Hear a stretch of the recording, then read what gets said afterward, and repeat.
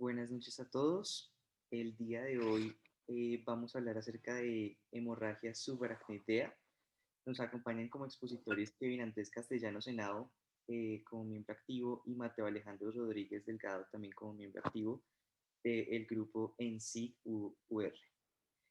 Además nos acompañan como invitado especial el doctor Mario Bueno, primer mentor académico de este grupo. Es médico y cirujano de la UIS, neurocirujano de Hospital Militar Central, especialista en docencia universitaria de la UIS y subespecialista en radioneurocirugía de la UNAM. Además, posteriormente nos va a acompañar el doctor Daniel Vela Duarte. Él es neurólogo endovascular, fellow de cirugía neuroendovascular en Baptist Health Neuroscience Center, Baptist Health de South Florida. Damos la bienvenida tanto a los expositores como a los doctores que nos van a acompañar el día de hoy.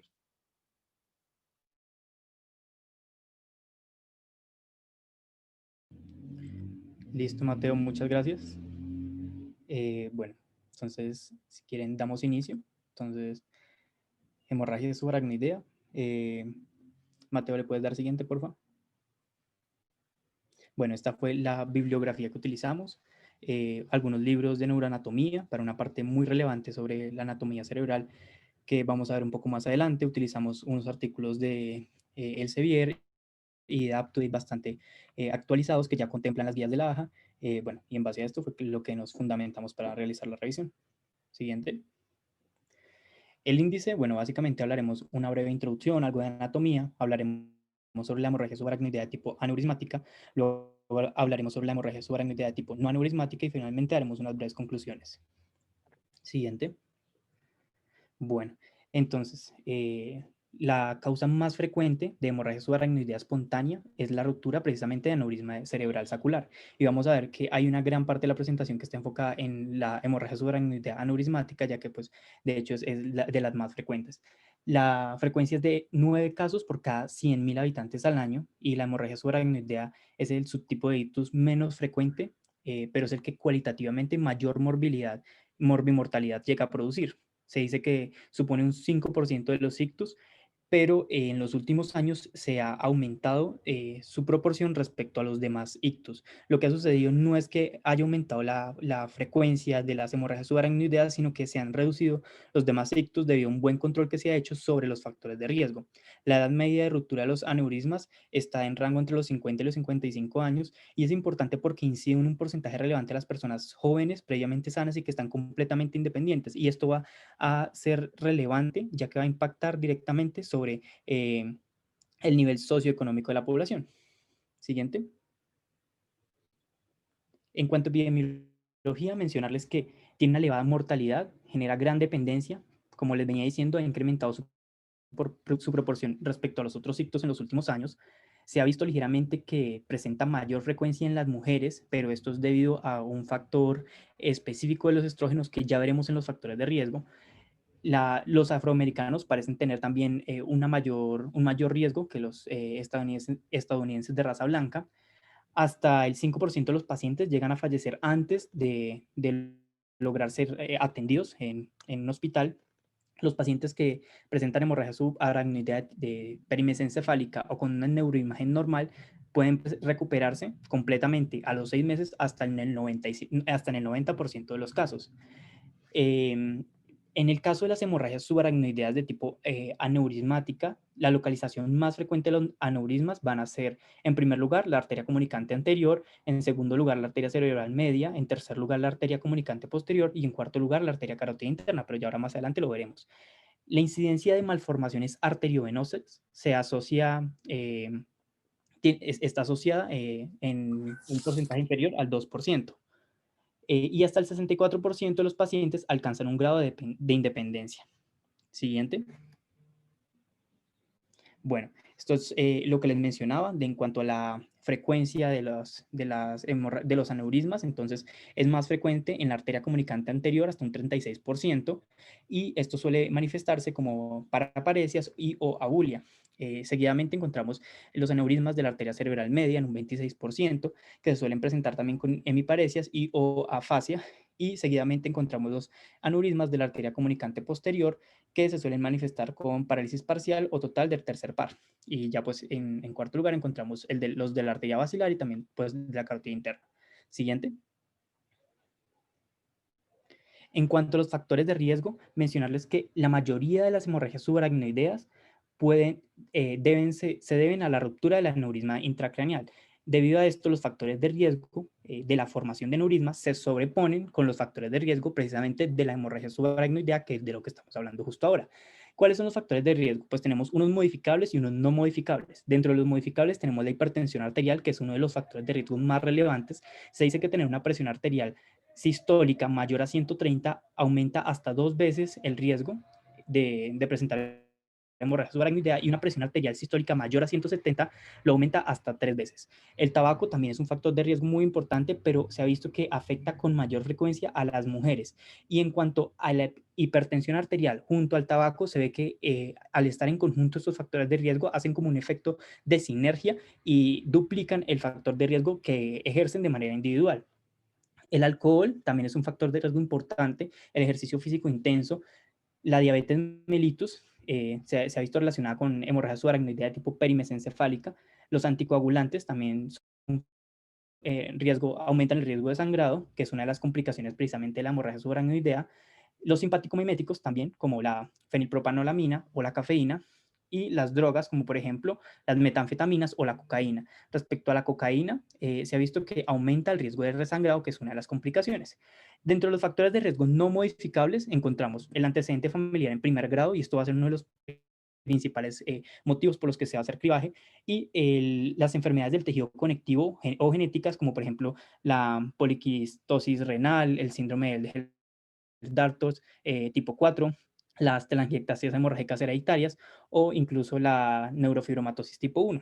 Hay algunos factores protectores, como por ejemplo los estrógenos, y esta es la razón por la que decíamos que en las mujeres se presentaba con cierta frecuencia mayor, y es precisamente en las mujeres posmenopáusicas. En las mujeres premenopáusicas se ve que incluso la frecuencia es menor, por lo que se ha utilizado incluso las terapias con estrógenos para prevenir de cierta forma el riesgo de hemorragia subaracnoidea. El ácido acetil salicílico se ha visto que en algunos pacientes pueden manifestarse como un factor protector cuando se usa por más de 3 meses, y el uso de estatinas también se ha visto como un factor protector. Siguiente.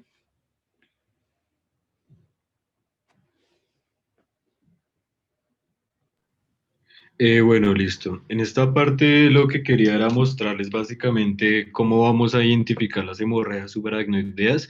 Primero que todo, pues entendemos que la anatomía es algo que nos va a ayudar mucho para poder ubicar cada uno de los signos y manifestaciones que vamos a ver en el paciente.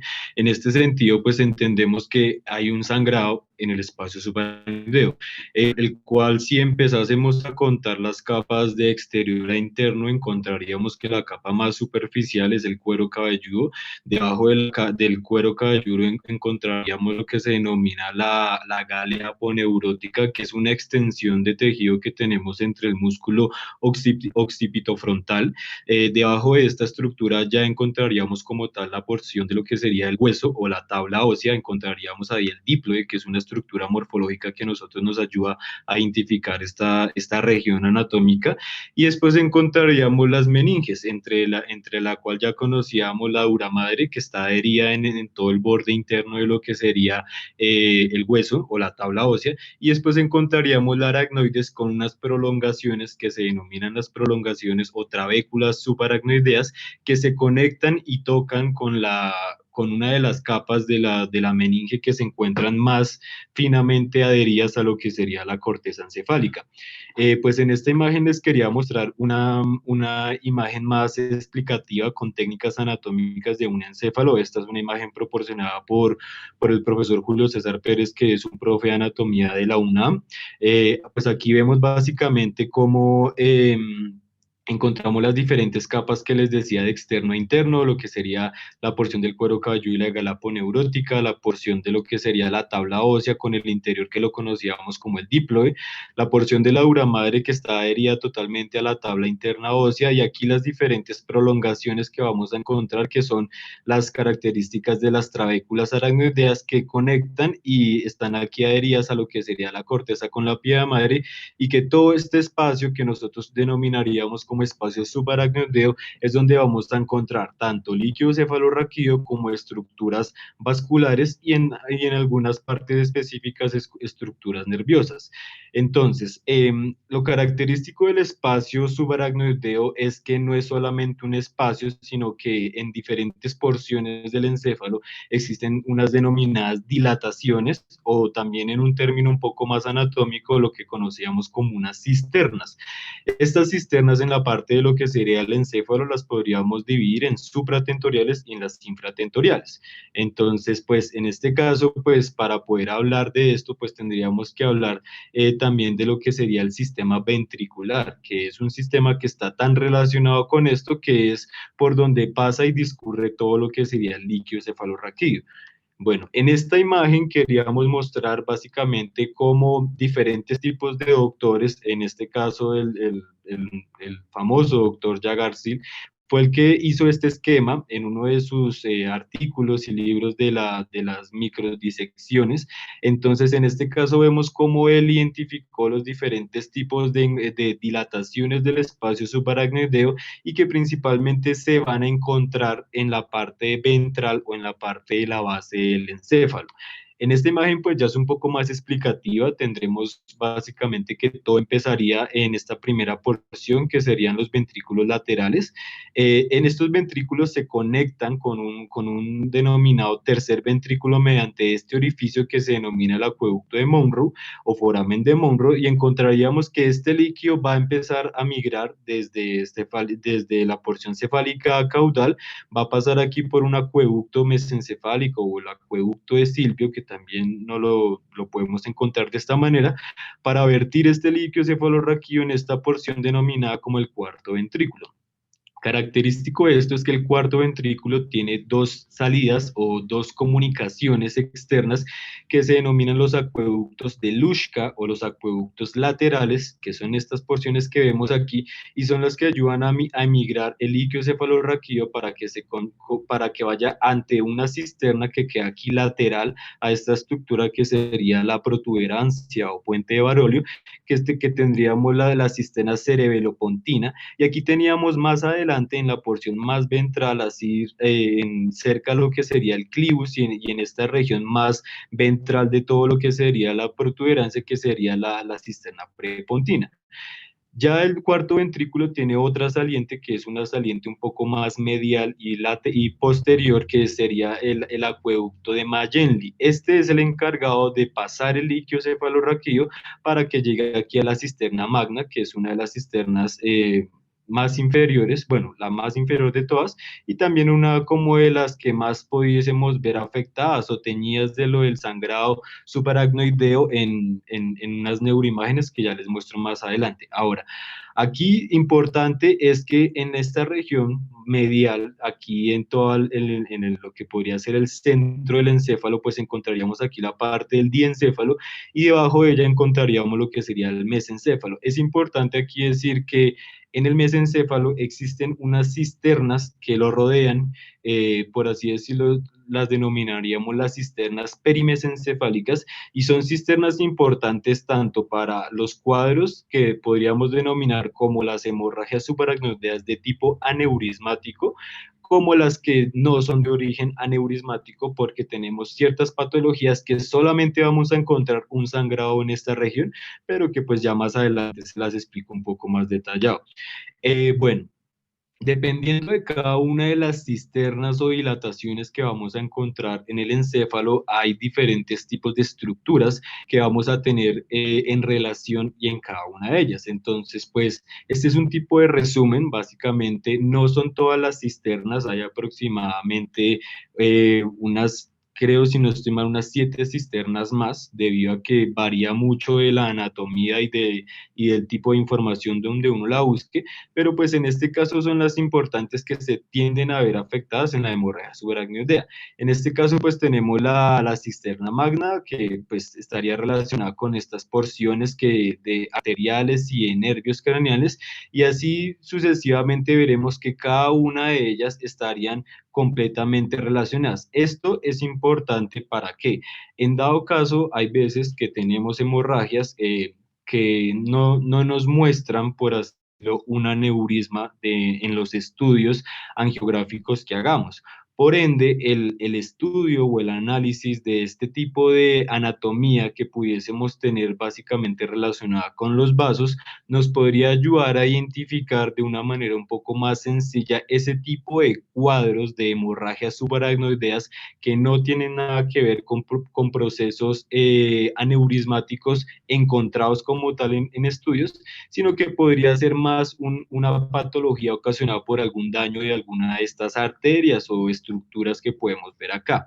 En esta imagen, pues ya es una imagen nuevamente pasada por el doctor Julio César, el de la UNAM, y vemos ya una técnica anatómica. Con un breve resumen, encontraríamos aquí los ventrículos laterales, estaría aquí el septum pellucidum. Tenemos aquí un referente anatómico muy importante, que es este pequeño pilar. Este pilar lo conocemos como el pilar anterior del fornix, que emigra y se relaciona aquí con los cuerpos mamilares. En este pilar y en lo que sería el tálamo hay un espacio. Este espacio es el denominado agujero de Monro o foramen de Monro. Aquí este es el líquido que llegaría a lo que sería el tercer ventrículo. Vemos el acueducto de mesencefálico de Silvio migrar aquí todo el líquido cefalorraquídeo a lo que sería el cuarto ventrículo en su relación con los conductos laterales o los de Luschka, que eran los que le contaban. Y aquí más adelante pues tendríamos la porción de la cisterna magna y relacionada con lo que sería el acueducto medial o el de Magellan. Aquí tendríamos otras estructuras características que son las cisternas que les digo que están relacionadas con el mesencéfalo. Aquí en esta porción posterior del mesencéfalo, que sería el tectum o el techo, tendríamos la parte de lo de la lámina cuadrigemina, y aquí hay un espacio que básicamente nos importaría para saber lo que sería el espacio de la cisterna cuadrigeminal. Aquí tendríamos otro espacio un poquito ya más característico, que podríamos determinar aquí, que más adelante se los explico, que es un espacio que se encuentra entre los pedúnculos cerebrales. Aquí tendríamos una membranita que se llama la membranita de Liliequid, y que pues básicamente es una extensión desde esta porción que conocemos como el cuerpo mamilar, y aquí que se escondería, que se proyectaría hacia la porción de la clinoides posterior, que aquí estaría la silla turca, y aquí tendríamos la relación de la hipófisis. Un poquito más superiormente, pues encontraríamos la cisterna quiasmática con su relación superior, medial e inferior en el quiasma, y aquí ya encontraríamos una estructura que sería la lámina terminalis, que es una estructura que va desde la comisura blanca anterior y lo que sería la porción de lo que sería el quiasma, y que es una estructura que nos sirve en los casos, pues ya en otro tipo de patologías como las hidrocefalias, para poder conectar acá y poder dejar que el líquido cefalorraquídeo migre. Esta imagen es una porción posterior de lo que sería el encéfalo. Encontraríamos en esta porción lo que sería la parte más posterior del cuerpo calloso, que sería el esplenio. En esta relación encontraríamos aquí una parte de lo que sería el colículo superior, el colículo inferior, o lo que denominaríamos como nates y testes, y aquí vean la relación de lo que sería la cisterna cuadrigeminal. Encontraríamos aquí dos venas muy importantes, que estas serían las venas cerebrales internas, tanto la derecha como la izquierda, y estas venas cerebrales internas bajan hasta un punto en específico, hasta unirse con esta vena aquí que vemos, que es la vena basal de Rosenthal. Se unen para aquí formar la gran vena de Galeno, para que ésta se una al seno recto, y aquí pues su continuidad a lo que sería la tórcula o prensa de aerófilo. Importante de esto y este detalle es ver cómo en esta cisterna, que es tan grande, vemos varios pasos de diferentes arterias, como aquí sería una arteria cerebral posterior, o también podría ser la arteria cerebelosa superior. En este caso, pues ya vemos que estas estructuras se mantienen aquí y nos ayudan a poder identificar bien cuál podría ser la otra causa de este sangrado. Entonces, pues ya aquí pues es la explicación de las neuroimágenes, cómo las vamos a poder identificar. Ya sabemos que aquí los ventrículos laterales, tercer ventrículo, cisternas prepontinas, cuarto ventrículo, cisterna magna, la cisterna cuadrigeminal, aquí tendríamos ya las características de la cisterna quiasmática, y eso es lo que a nosotros nos sirve para poder identificar otro tipo de cisternas también, digamos en este caso las perimesencefálicas, que ya en un momentico se las explico un poquito más detallado, y aquí pues tendríamos el mesencéfalo con sus pedúnculos y aquí con su porción de lo que sería la sustancia periacueductal o el acueducto aquí de Silvio, y aquí tendríamos posteriormente la cisterna cuadrigeminal y tendríamos unas cisternas que ya les explico más. Esta otra imagen pues me ayuda a poderles explicar a ustedes lo que es la cisterna cerebelopontina, que es esta lateral acá, que se relaciona con este pequeño piquito gris que vemos acá, que básicamente haría la correspondencia a lo que es el quinto par craneal o el nervio trigémino, y tenemos más anteriormente esta otra estructura, este otro espacio que es la cisterna prepontina, donde este puntico muy chiquito haría parte de lo que sería la arteria basilar.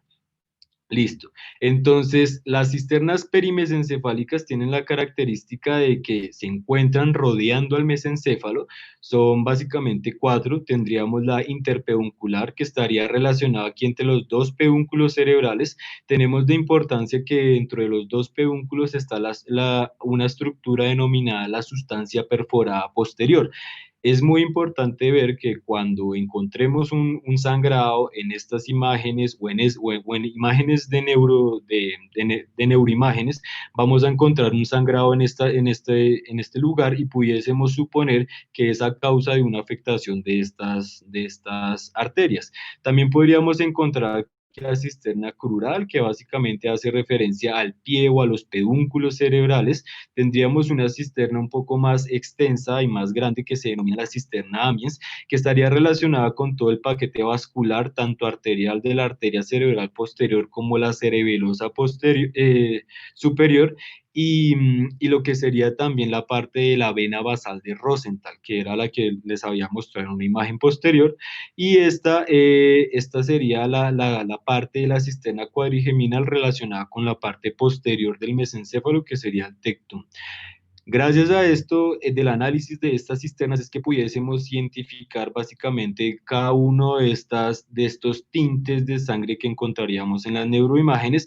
Vemos acá como en esta parte encontraríamos sangre en las cisternas interpedunculares. Tendríamos aquí toda la porción perimesencefálica teñida. Además de esto, hay otra cisterna muy característica y que nos ayuda a poder más adelante, digamos, diferenciar unos cuadros clínicos, que esta parte es lo que se denominaría como la porción del valle silviano o el surco silviano.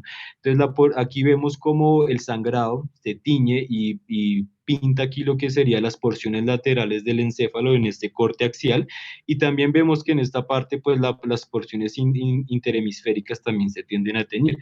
Cada uno de estos hallazgos pues varía de cada paciente y de cada una de las manifestaciones clínicas que él tenga, pero ya con esto podemos identificar un poco más fácil la anatomía de estas cisternas. Listo, entonces hablaremos en primera instancia de la hemorragia subaracnoidea de tipo aneurismática. Entonces, siguiente. Bueno, en cuanto a la patogenia, se dice que se produce claramente por la ruptura del aneurisma. La ruptura del aneurisma saccular es la mayor causa de la hemorragia subaracnoidea aneurismática, y uno de los encadenantes fundamentales puede ser, por ejemplo, el ejercicio físico extenuante. Este puede generar un aumento de la presión arterial, al igual que lo hace otros estados fisiológicos, como por ejemplo la ira aguda, el esfuerzo sexual, el sobresalto o incluso la cafeína. Lo que sucede es que la sangre se esparce rápidamente dentro del líquido cefalorraquídeo, aumentando rápidamente la presión intracraneal. La sangre a menudo se disemina al espacio intraventricular, pero también se puede diseminar al parénquima cerebral, o en raras ocasiones se disemina también al espacio subdural, según la ubicación del aneurisma. Y el sangrado generalmente dura solo unos segundos, pero el resangrado común ocurre con mayor frecuencia durante el primer día y esto es algo fundamental dentro pues, del manejo de las complicaciones. Siguiente.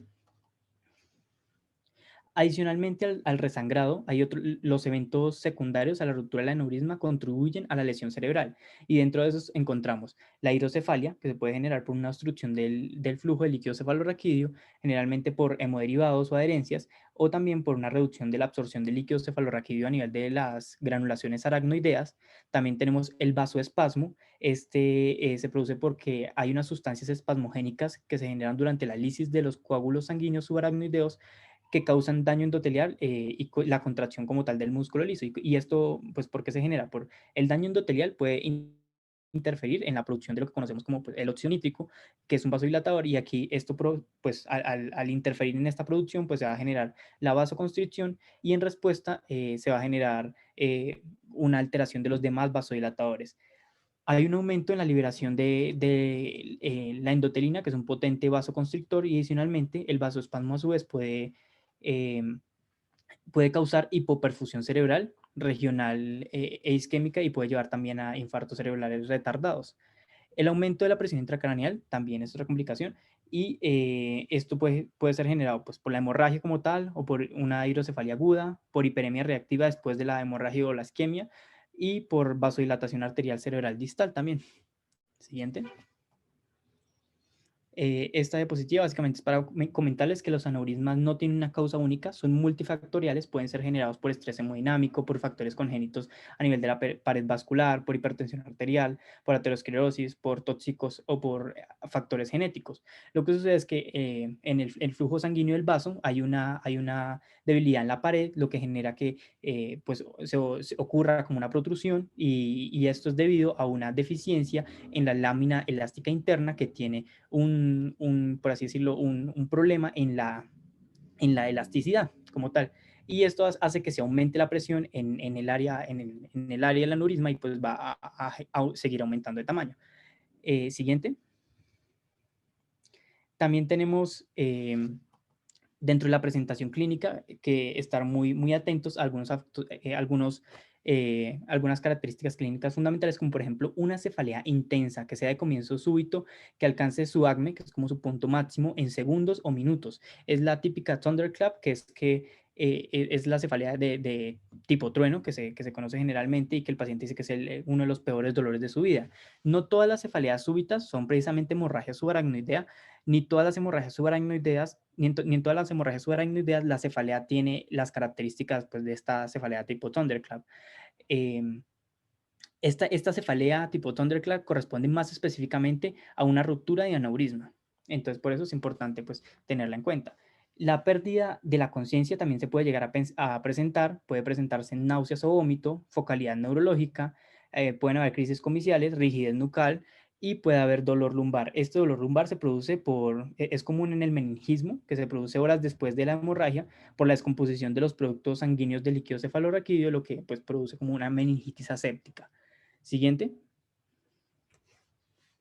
Bueno, en cuanto a la presentación clínica, mencionarles que se pueden presentar algunos prodromos, como una cefalea que se presenta días previos a la ruptura del aneurisma, o se puede presentar lo que se conoce como una fuga de advertencia.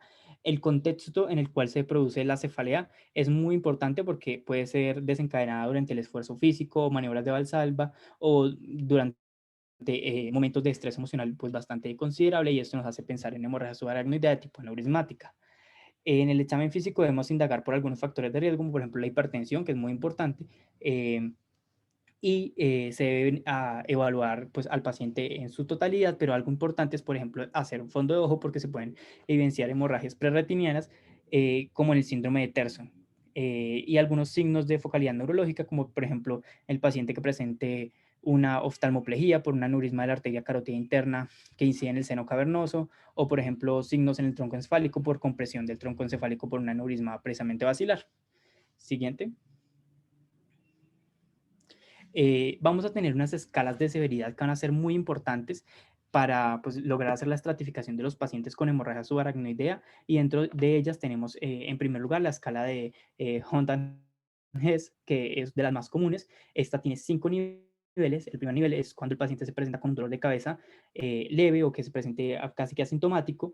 Puede tener rigidez nucal también leve. El grado 2 es un dolor de cabeza más o menos moderado intenso y con rigidez en el cuello. El grado 3 es ya el paciente con somnolencia, confusión y déficit neurológico focal. El grado 4 es el paciente con hemiparesia o que está estuporoso. Y el grado 5 es el paciente que está en coma o en postura descerebrada. También se tiene en cuenta la clasificación de la World Federation y esta básicamente tiene en cuenta la escala de coma Glasgow y el déficit motor. Entonces, los pacientes que tengan un puntaje 15 van a tener un grado 1, los pacientes que tengan un puntaje entre 3 y 14 van a tener grado 2 o 3, lo que los diferencia es que el grado 3 va a tener un déficit motor presente, el grado 4 va a tener un puntaje en la escala de Glasgow de 7 a 12 y el grado 5 va a tener un puntaje en la escala de Glasgow de 3 hasta 6. También adicionalmente vamos a tener algunas escalas de predicción, si quieres la siguiente, y dentro de esas escalas de predicción vamos a tener la escala de Fisher y la escala de Fisher modificada. La escala de Fisher básicamente es para detectar el riesgo de vasoespasmo cerebral en la hemorragia subaracnoidea y tiene 4 niveles. Entonces el grado 1 es cuando no se detecta sangre, el grado 2 es cuando hay una deposición difusa o una capa fina en todas las capas verticales. El grado 3 es cuando se logra evidenciar un coágulo localizado y el grado 4 es cuando vemos un coágulo intracerebral o intraventricular. La escala de Fisher modificada, o también conocida como la escala de Claisen, va a tener en cuenta es el riesgo de isquemia cerebral retardada por vasoespasmo.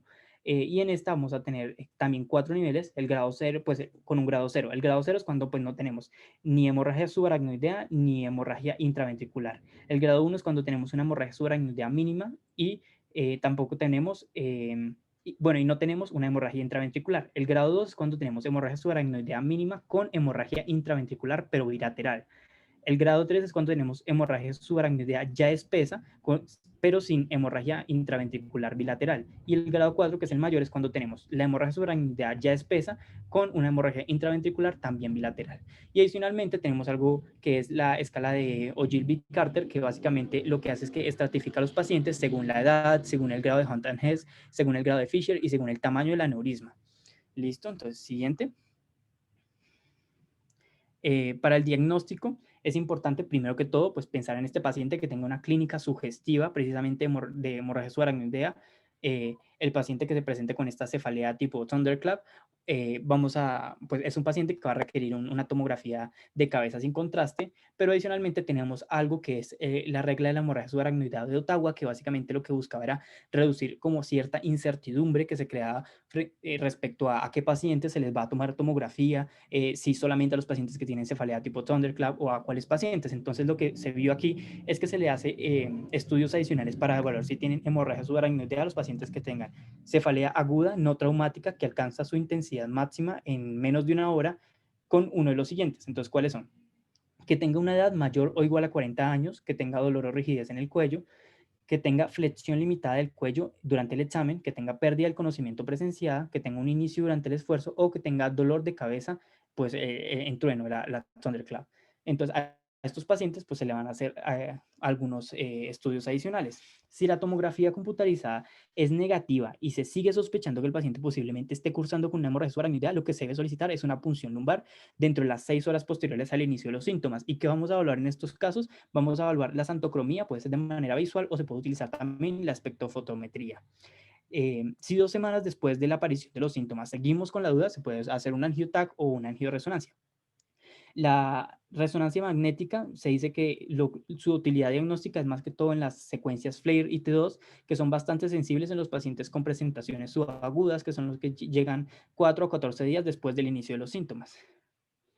Bueno, el diagnóstico, aquí también dentro del diagnóstico, si quieres la siguiente, hay algo adicionalmente a la escala de Ottawa, tenemos algo que es una escala que es de la SIDS over City Rule, y básicamente esto lo que tiene en cuenta son consideraciones para omitir la punción lumbar en los pacientes que tienen una tomografía negativa dentro de las 6 horas posteriores al inicio del dolor pues, de la cefalea con evaluación de la hemorragia subaracnoidea, y tiene 3 aspectos fundamentales en cuenta, que son los factores del paciente, los factores radiológicos y factores de comunicación. Y en base a esto se va a definir si realmente es necesario hacer una punción lumbar o no.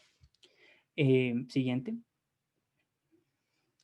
Bueno, esta imagen básicamente era para mencionarles que, por ejemplo, en la imagen A se puede ver una hemorragia subaracnoidea grande, se ve sangre hiperdensa en todas las cisternas basales con algunas dilataciones en los cuernos temporales de los ventrículos laterales, sugiriendo hidrocefalia precoz. Y en la imagen C se ve una hemorragia subaracnoidea perimesencefálica que más adelante pues, nos hablará pues, nuestro compañero.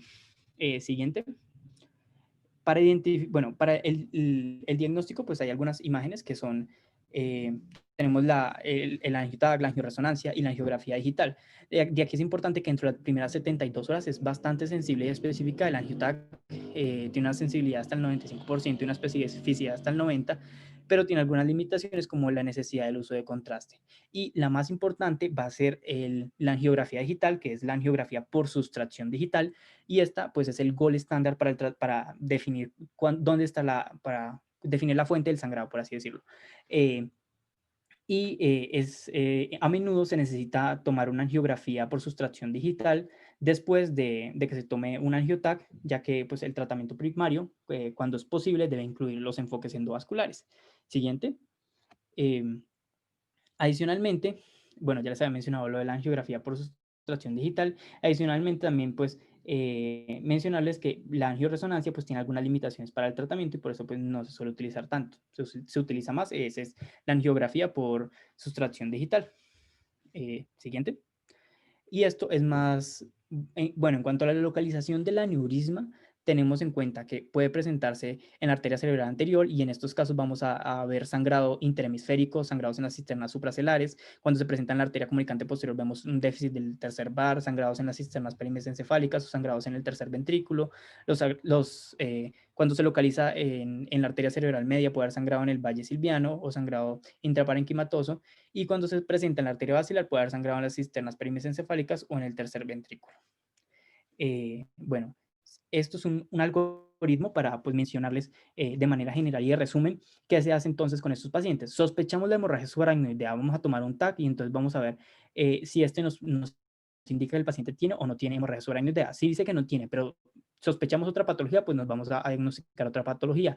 Pero si dice que no tiene y seguimos pensando que tiene hemorragia subaracnoidea, vamos a hacerle una punción lumbar. Si nos dice, si nos sale negativa, pues continuamos con estudios para otras causas de cefalia aguda, pero si nos sale positivo, vamos a ir a hacerle una arteriografía. Si el TAC nos dice que el paciente sí está cursando con una hemorragia subaracnoidea, entonces vamos a hacerle un angioTAC. Vamos a mirar si tiene un aneurisma o si no tiene aneurisma. Si tiene aneurisma, vamos a evaluar la necesidad de cirugía urgente. Si necesita cirugía, se va a llevar a cirugía, y si no, pues se le hace arteriografía.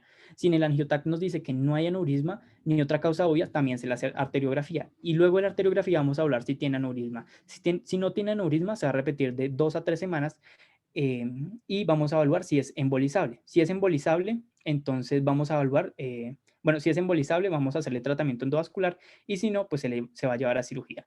Y cuando se repite la arteriografía de 2 a 3 semanas y vemos que el paciente pues no es embolizable, ni tiene un aneurisma, pues vamos a continuar con los estudios de otras causas de hemorragia subaracnoidea. Siguiente. Eso es para mencionar pues algunos diagnósticos diferenciales. Aquí pues algo como de lo más importante es que los diagnósticos diferenciales, por ejemplo, de la cefalea en trueno, encontramos la hemorragia subaracnoidea y encontramos los síndromes de vasoconstricción cerebral reversible. Se dice que esta hemorragia, que esta cefalea en trueno o la típica thunderclap, lo que tiene una sensibilidad por sí sola de hasta el 93% y una especificidad hasta el 18%, pero cuando se hace dentro de la escala de Ottawa sube su sensibilidad hasta el 96%, entonces esto es bastante importante. Siguiente.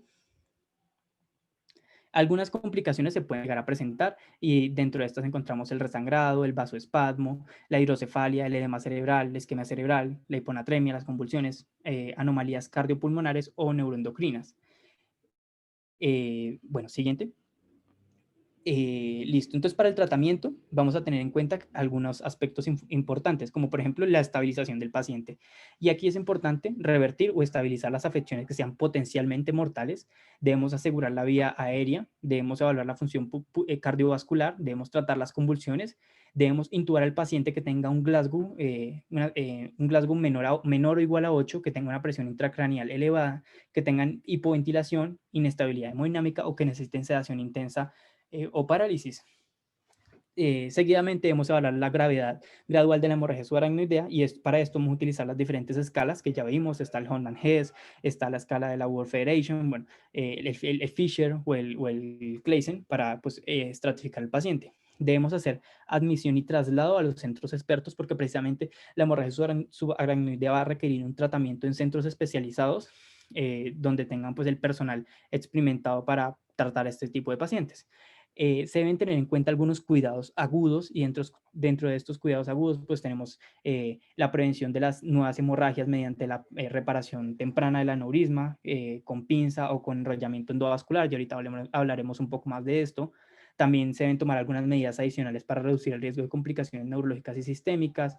Debemos mantener la euvolemia, podemos utilizar tratamiento con nimodipino. Debemos hacer monitorización continua de las complicaciones hemodinámicas y neurológicas. De manera general, se recomienda al paciente reposo, se le va a dar analgesia y profilaxis para tromboembolismo venoso. Dentro del control de la presión arterial, mencionarles que las metas de presión arterial para estos pacientes es mantener una presión arterial sistólica menor a 160 milímetros de mercurio y una presión arterial media menor a 110 milímetros de mercurio.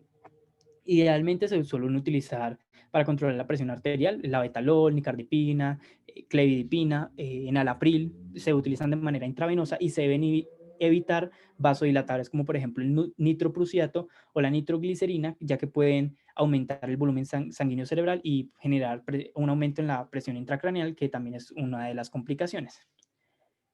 Dentro de la reversión, no, la devuelves, por favor.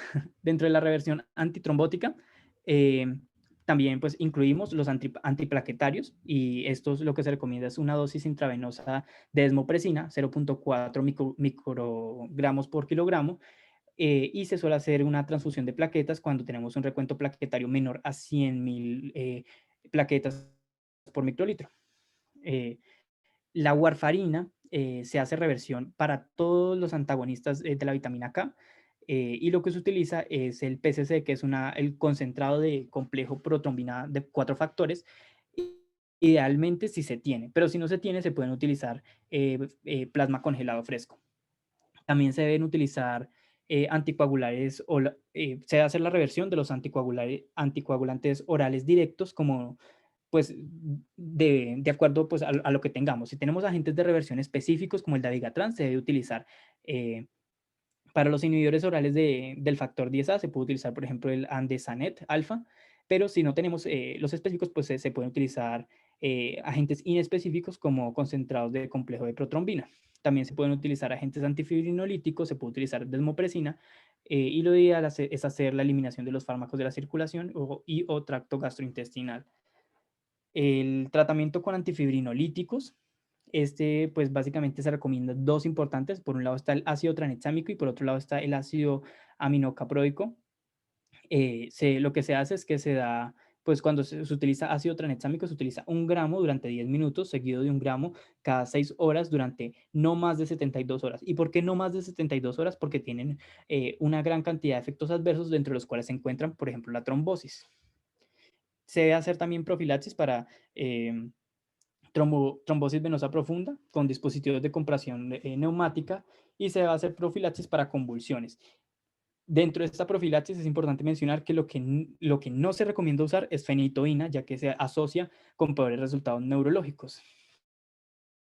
Se va a garantizar el mantenimiento de la euvolemia con soluciones salíneas idealmente, y se va a hacer una monitorización continua. ¿Qué vamos a utilizar para la monitorización? Se puede utilizar Doppler, imágenes cerebrales como el TAG, electroencefalograma, y se va a hacer controles neurológicos frecuentes cada 1 a 2 horas. También se pueden hacer estudios cardíacos, monitorización de la presión intracraneal, y se puede utilizar nimodipino. Esto es importante. ¿Cómo se utiliza? Pues se utilizan 60 miligramos cada 4 horas a todos los pacientes que tengan hemorragia subaracnoidea aneurismática, comenzando entre las 48 horas posteriores al inicio de los síntomas. Y esta es una indicación muy de manera general, ya que se ha visto que mejora de manera sustancial los resultados en cuanto al pronóstico de los pacientes que presentan hemorragia subaracnoidea. Lo que hace realmente es prevenir el vasoespasmo. Y se deben tener algunos pues, cuidados generales, como por ejemplo el control del dolor, ablandadores de heces, se debe recomendar reposo en cama, se debe reducir pues, en todo lo posible el riesgo de sangrado. Siguiente, ahora sí. Dentro del tratamiento del aneurisma como tal, lo que se recomienda es que se haga una reparación con pinza quirúrgica o enrollamiento endovascular.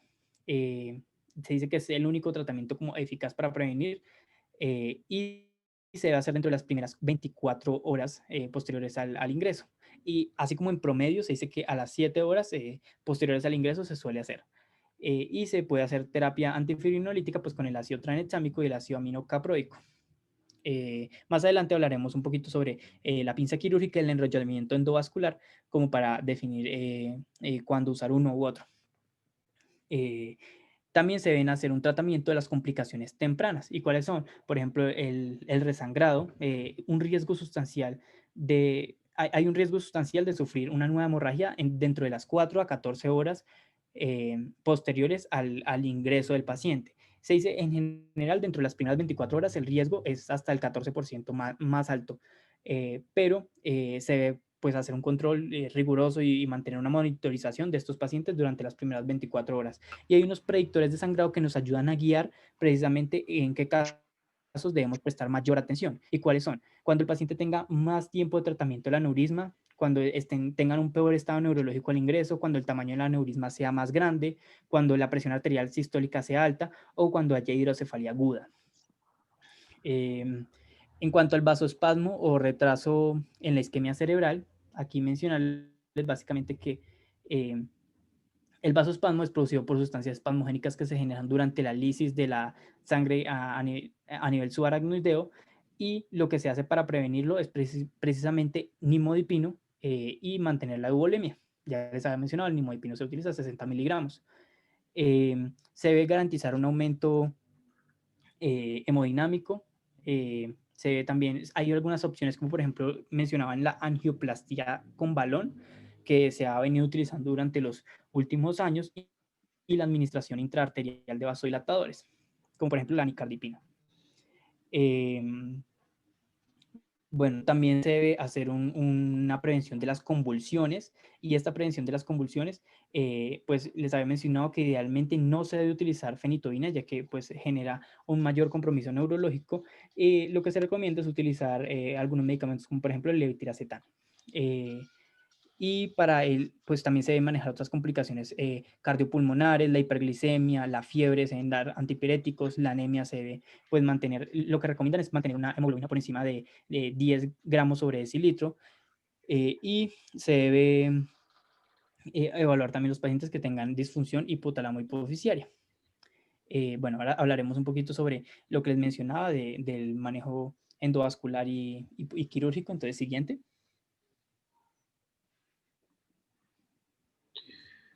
Bueno, listo. En esta parte, para poder hablarles sobre lo que sería el tratamiento tanto del clipaje quirúrgico como de la embolización endovascular, han salido muchos artículos y muchos estudios que en este caso les queremos presentar el ISAT, que fue un estudio que se realizó entre Estados Unidos y Europa y otros países, donde principalmente el primer estudio que se hizo nació en el 2002, que se publicó en esta revista que pues aquí se las comento, que es la Lancet. Bueno. Dentro de estas características tenemos que se utilizaron aproximadamente 2.143 pacientes. Habían varios criterios de inclusión, pero dos de los más importantes eran que, pues, primero que todo, que tuviesen un aneurisma, que tuviese las características para ser tratado desde el punto de vista tanto endovascular como desde el clipaje quirúrgico, ¿sí? Y además de eso, se vio o se identificó que el aneurisma, o bueno, que la hemorragia subaracnoidea fuese ocasionada por un aneurisma. Entonces, en este caso, lo que ellos hicieron fue coger cada paciente y primero los aleatorizaron y cogieron como referencia la escala de la World Federation y empezaron a hacer los diferentes tipos de estratificaciones de los estados del paciente. Cosa característica de primeras es que la mayoría de los pacientes estaban en un grado uno. Entonces, en este estudio, ISAT se conoce y en una de sus conclusiones es que la gran mayoría de los pacientes estaban en un estado neurológico aceptable y que podrían estar intervenidos desde el punto de vista tanto del clipaje como endovascular. Bueno, tenemos también que la gran mayoría desde el punto de vista de lo que sería, digamos, la localización de los aneurismas, tenemos que en la circulación, digamos, anterior, teníamos que la gran mayoría estaban localizados en la arteria comunicante anterior, teníamos después que estaban relacionados con la arteria carótida interna y después tendríamos la arteria cerebral media.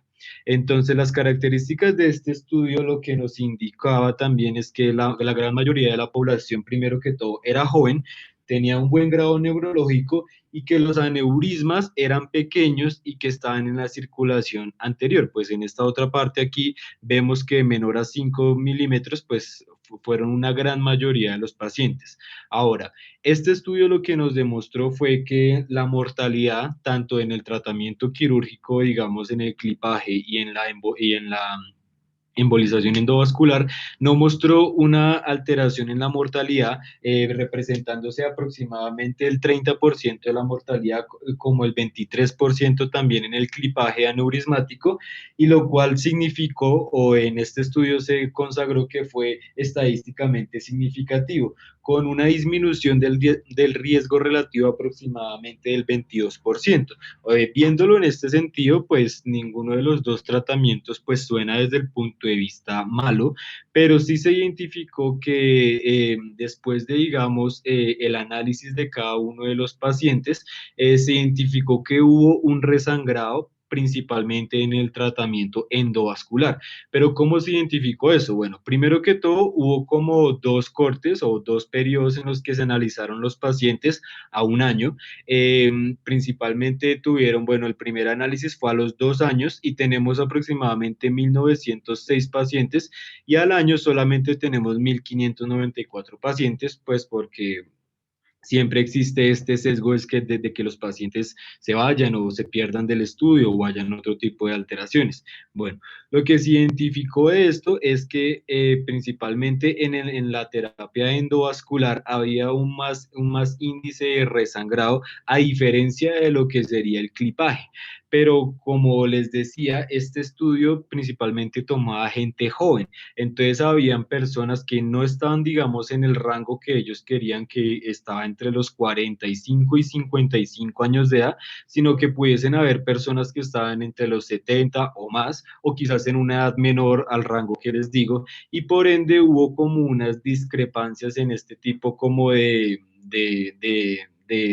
análisis o estudios o de resultado, y pues por eso este estudio que fue en el 2002 salió uno nuevo que fue en el 2005, donde hicieron la misma intervención con los mismos pacientes, quisieron ver cuál era la diferencia de lo que pasaba y ocurría en el tratamiento endovascular y en el del clipaje, y lo primero que se encontraron fue que primero uno de los criterios o como digamos necesidades en el tratamiento endovascular era la necesidad de la realización de un angiograma, que tenemos que en el 89% de los pacientes se realizó ese angiograma, pero solamente se realizó en las terapias endovasculares, lo cual dejó a la terapia de clipaje fuera de este estudio y donde se identificó que no se pudo hallar o no se pudo encontrar si los pacientes con el tratamiento de clipaje sí tenían algún tipo de resangrado. ¿Por qué? Porque solamente representó el 47%. Pero después de esto entendemos que el tratamiento endovascular, tenemos que la completa oclusión que se podía identificar mediante este estudio representó solamente el 66%, dando o sea, a diferencia de lo que sería el tratamiento del clipaje que mostró un 52%. Entonces ya en esta primera parte entendemos que versus el tratamiento de clipaje contra lo que sería el tratamiento endovascular, tenemos que el clipaje tiende a tener una mayor oclusión de lo que sería el cuello.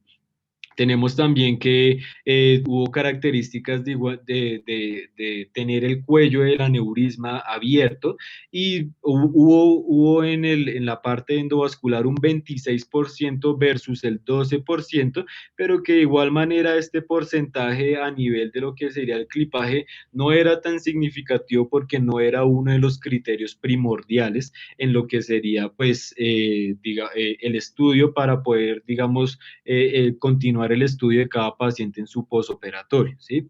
En esta tabla de la izquierda, básicamente son como los criterios de inclusión que se utilizaron para poder analizar cada uno de los pacientes. En el estudio se hizo una escala de riesgo modificado que pues básicamente evaluaba estos 6 puntos y que encontraríamos cada una de estas características en lo que sería de la segunda fase del estudio. Listo. Aproximadamente después, en el 2015, se realizó una nueva parte de este estudio. Esta parte ya participó Reino Unido y en esta sección se caracterizó y se encontró algo característico de la terapia endovascular. La terapia endovascular mostró que sí era una de las consecuencias o uno de los hallazgos que más vamos a encontrar respecto a la terapia endovascular va a ser el resangrado.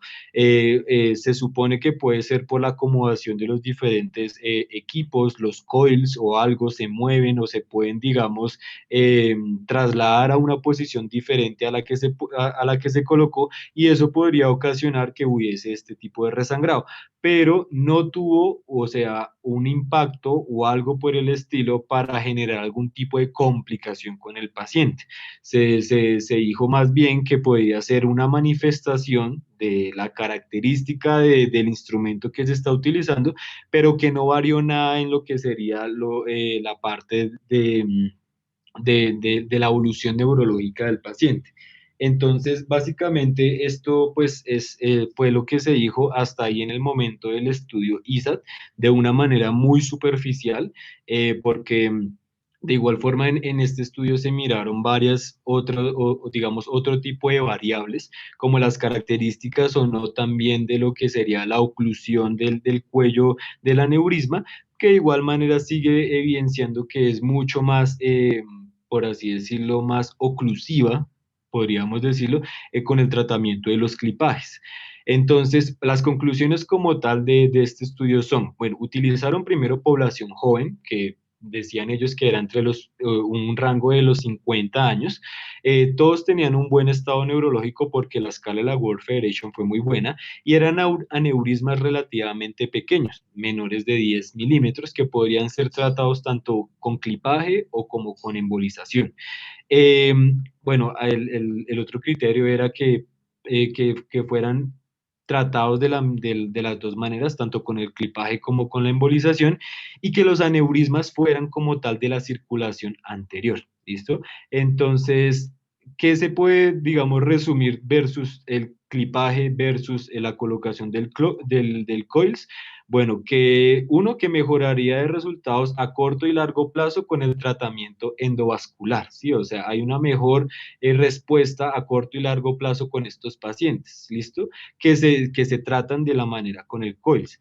Eh, el COILS también demostró tener menor incidencia de las convulsiones en el tratamiento pues, endovascular. Esto pues llamativo, pero de igual forma aproximadamente solamente el 5 al 9% de las hemorragias subaracnoideas presentan convulsiones, por lo cual pues también podríamos tenerlo en cuenta. Lo que les comentaba, los estudios demostraron que el resangrado sí era más común en la parte del manejo endovascular, pero que de igual forma no se evidenció que tuviese, digamos, algún tipo como de significancia a alterar al paciente o algo por el estilo, a menos que obviamente la clínica o todas las características del paciente se alteraran de una manera específica. Eh, y pues lo último que pues era lo que les comentaba, que la oclusión completa de lo que sería el cuello aneurismático era mucho más significativa en el tratamiento con los clips que con los coils. Entonces el clip, para poder decirlo, ¿en quién uso clipaje el clipaje quirúrgico y en quién uso la embolización endovascular. Bueno, para el clipaje van a ser pacientes menores de 40 años, van a ser pacientes que tengan una hemorragia intraparenquimatosa. Se dice que si esta hemorragia tiene la característica de que supera los 50 cc y que se ha identificado un aneurisma en los estudios angiográficos, pues se podría preferir usar este tipo de clipaje. También se dice que los aneurismas de la arteria cerebral media son mucho más recomendables utilizarlos con lo que serían los clipajes, debido a que la apertura del valle silviano en el punto silviano y con su migración hacia lo que sería la porción más sagital de lo que sería el encéfalo, hay un abordaje más fácil. Sí, se podría decir, en este tipo de escenarios. Entonces, por eso dejan a los aneurismas de la arteria cerebral media para que sean tratados con los clips. También se dice que los aneurismas que pueden ser tratados por clipaje pueden ser los menores de 3 milímetros y que haya una relación de cuello-domo mayor al 0,5. Ahora, la embolización endovascular se prefiere utilizar en pacientes añosos o en pacientes de mayor edad, cuando hay un mal grado neurológico y sobre todo cuando hay un aneurisma de la circulación posterior.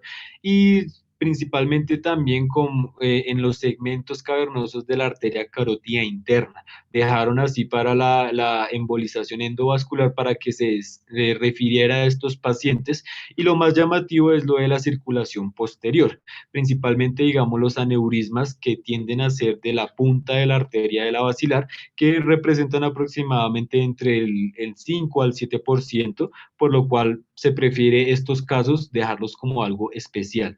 Y también se dice que la embolización endovascular tiene que tener una relación cuello-domo menor al 0,5. Bueno, de todos estos estudios se fueron saliendo otros. Digamos, hay un estudio que es el BRAT, que está dado por la Fundación Barrow, que es una de las más grandes, digamos, a nivel mundial de toda la parte, digamos, vascular, y sacaron un artículo relativamente bonito, que es este, que lo hizo el doctor Robert Spelzer, que él identificó que para poder llegar bien a los aneurismas que se encontraban en el Valle Silviano, usualmente antes se utilizaban este tipo como de, digamos, de espátulas o de palancas para poder, digamos, traccionar y poder abrir o, digamos, permitir entrar un poco más fácil al Valle Silviano. Pero pues en el momento en el que se hacía eso, damos cuenta que aquí hay como una alteración cortical y pudiese generar algún tipo de manifestaciones tardías por una lesión. Entonces, por ende, se prefiere la no utilización de este tipo de instrumentos y se prefiere más bien la utilización de un buen microscopio, la utilización de este aspirador y como otro tipo de herramientas ya un poco más quirúrgicas para poder entrar y adecuar bien a lo que sería el aneurisma. Otra de las características de estos estudios fue, digamos, decir cómo es que se tiene que operar o cómo los neurocirujanos actualmente, digamos, se les facilitaría un poco más la operación de este tipo de patologías. Y nos damos cuenta que pues en estos estudios, pues como son de características, digamos, estadounidenses, pues nos muestran unos tipos de instrumentos donde utilizan hasta la boca y donde hasta pueden, digamos, descansar su brazo para poder, digamos, adecuar una buena vista y un buen campo y poder llegar de una manera adecuada a lo que sería, pues, el aneurisma. Entonces, dado con todos estos estudios, ya tenemos que las guías de la AJA nos dan unas recomendaciones para el manejo de las hemorragias subaracnoideas. Entonces, la primera de las recomendaciones es que tanto el clipaje de aneurisma como la embolización endovascular tiene que hacerse lo más rápido posible en el paciente. ¿Por qué? Porque al ser una patología con una alta mortalidad, representando aproximadamente el 50%, es necesario poder actuar rápido y además tanto de actuar tanto en las complicaciones neurológicas como no neurológicas. Entonces se recomienda realizar una oclusión completa siempre y cuando sea posible, digamos la utilización de clips. Cuando se analiza la circulación y se ve que es más fácil llegar con un clip, es es como recomendable poder hacerlo y en vez de, digamos, intentar o pasar al paciente en tratamientos endovasculares que probablemente pudiesen llevarlo a otras patologías, ¿sí? O a otras, digamos, complicaciones. Em, en caso de que, digamos, estemos como en el estudio ISAT, que tengamos un paciente tanto endovascular como clipaje, se recomienda el endovascular, que es la recomendación que tienen las guías de la AJA. Y pues una de las características es que se tiene que hacer un seguimiento de imagen vascular siempre, tanto en el paciente con el clipaje como en el paciente que se le hace tratamiento endovascular, que era una de las diferencias que les comentaba al principio del estudio ISAT. Bueno, lo que les comentaba aquí es la característica de que se haga el clipaje en pacientes que tuvieran hemorragia intraparenquimatosa mayor a 50 cc y que también fueran aneurismas de la arteria cerebral media, la embolización endovascular en pacientes de 70 años con mal grado neurológico y aneurismas del tope de la arteria basilar. Antes se tenía la idea de que la terapia endovascular se pudiese utilizar un stent que pudiese ayudar para poder, digamos, cuadrar o mejorar lo que sería este tipo de abordaje o de instrumento. Pero ya esta guía dice que hay que quitar los stents porque aumenta, digamos, el riesgo de mortalidad y morbilidad y que solamente se deberían utilizar en casos especiales. Listo. Bueno, entonces, antes de hablar del pronóstico de la hemorragia subaracnoidea, vamos a hacer dos preguntas aquí para hacer como un censo de cómo vamos. Entonces, bueno, vamos a soltar la primera pregunta.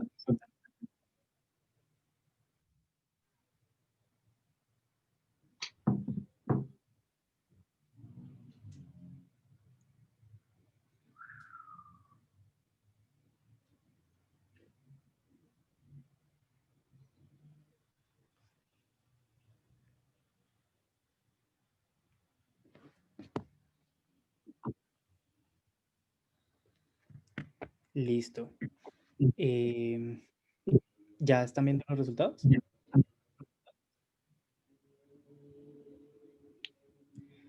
Bueno, entonces sí, efectivamente, como la mayoría respondió, se trata de la arteria comunicante anterior, ocupa el 36% de los aneurismas, la arteria cerebral media el 26%, la comunicante posterior el 18% y la carótida interna el 10%.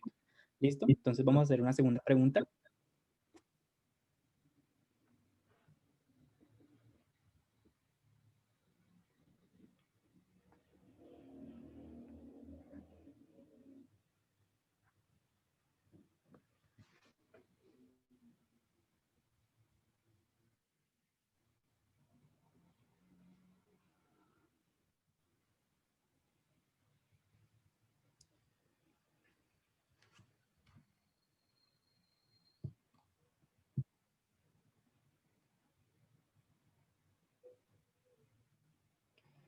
Listo, entonces aquí la mayoría respondió bien.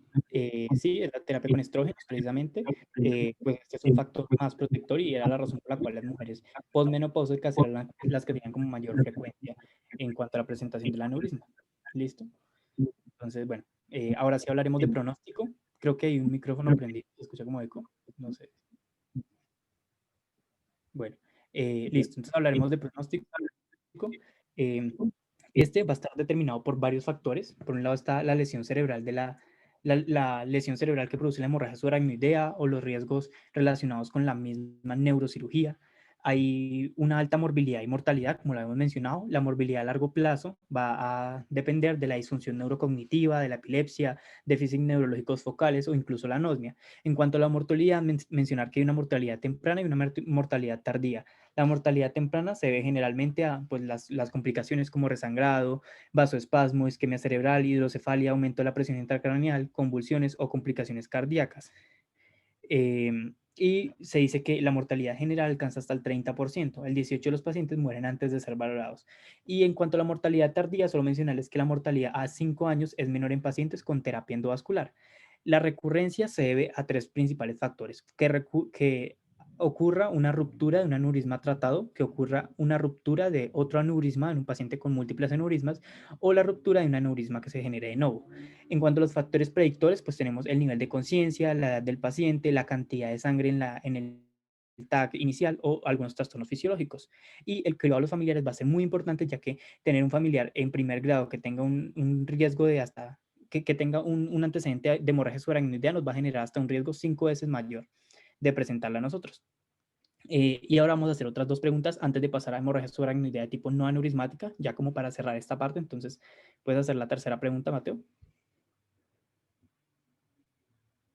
Listo.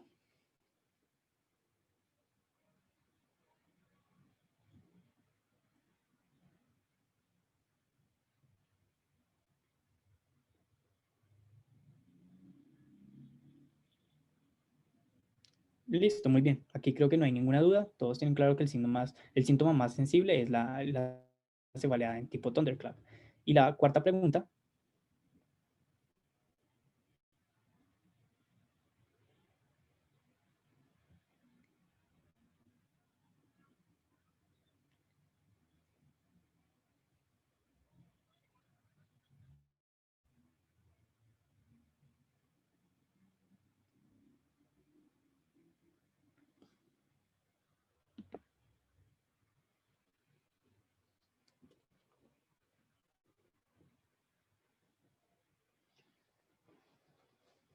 Bueno, aquí hubo un poco de confusión.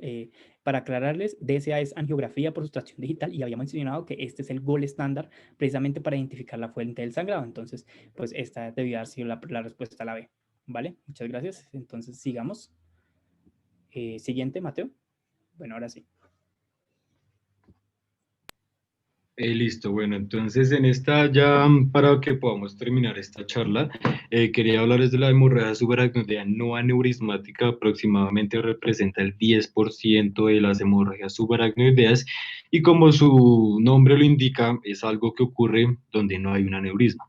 Entonces, bueno, para poder, digamos, identificar las diferentes tipos de patologías que existen relacionadas a este cuadro, quería traerles este acrónimo que se denomina el Vitamins, que es un acrónimo que nos ayuda a poder identificar los diferentes tipos de causas, tanto vasculares, infecciosas, traumáticas, autoinmunes, metabólicas, intoxicaciones neoplásticas y genéticas, principalmente en este caso las hemorragias, que estuviesen asociadas a esto de lo que sería la hemorragia subaracnoidea no aneurismática. Entonces, en este orden de ideas, en las vasculares vamos a tener las malformaciones arteriovenosas que van a tener un tipo de característica importante que van a ser unas fístulas durales que van a poder apoyarnos o llegar a este tipo de cuadro. En las infecciones tenemos las encefalitis herpéticas, donde este tipo de microorganismo puede llegar a afectar la lámina interna de lo que serían los vasos y llegar a generar un proceso inflamatorio y alterar todo lo que sería la morfología normal del vaso y permitiendo que sea frágil. Metabólicamente, pues tenemos lo que sería, dejamos aquí la hipertensión sistémica, pues en la parte de lo que sería el síndrome metabólico y todas las manifestaciones de la arteriosclerosis que pudiese comprometer toda la parte de los vasos. Tenemos que en las intoxicaciones están la cocaína, que es un fármaco, bueno, un fármaco no, una droga que encontramos tanto de causa aneurismática como no aneurismática. Hay tumores en el sistema nervioso central que pudiesen llegar a manifestarse con hemorragias subaracnoideas y en causas genéticas, que era lo que ya había hablado Kevin, son algunos tipos de efectos en lo que sería el sistema conectivo. Entonces ya un resumen breve sería básicamente la hemorragia puede ser traumática y espontánea, la no aneurismática, vamos a encontrar que hay una patología muy, muy característica que es la hemorragia subaracnoidea perimesencefálica, que puede ser causada por un aneurisma como no. Y tenemos otro tipo de patologías como las malformaciones, la disección de la arteria intracraneal, que son básicamente cuando tenemos estos cuadros de alteración del tejido conectivo, perdón, y que pudiese llegar a comprometer la estabilidad del vaso y por movimientos o por traumas pudiese llegar a generar una disección. Tendremos otros cuadros como las trombosis venosas profunda, tenemos también la anemia de células falciformes y tenemos también el abuso de cocaína que, como les decía, que puede ser tanto aneurismática como no aneurismática. Y tenemos otra patología que pudiese comprometer los vasos, que es una patología muy vista en lo que serían las personas añosas, que sería la angiopatía amiloide cerebral. ¿Listo? Pues bueno, el cuadro clínico ya lo habíamos hablado, una cefalea en estallido. La gran diferencia de una cefalea aneurismática es que la aneurismática comienza rápido y se instaura de una manera fuerte, mientras que en la no aneurismática comienza y se va instaurando en un tiempo, pero igual forma llega a una forma demasiado acentuada, se podría decir. Y tenemos las otras características del estado de la alteración de la conciencia, el síndrome meningio, las focalizaciones dependiendo del sangrado, convulsiones que pues como les decía son básicamente muy pequeñas en porcentaje, y los síntomas sistémicos donde tenemos los cuadros de shock cardiogénico o el edema pulmonar no cardiogénico, que esto principalmente está asociado a una liberación excesiva de catecolaminas en el momento de presentarse ese dolor, por así decirlo, y que eso pudiese comprometer pues esta parte no neurológica que serían pues los estudios, digamos, pues la parte cardíaca, y por ende se hacen estudios al paciente desde el punto de vista de un electrocardiograma o como las enzimas cardíacas.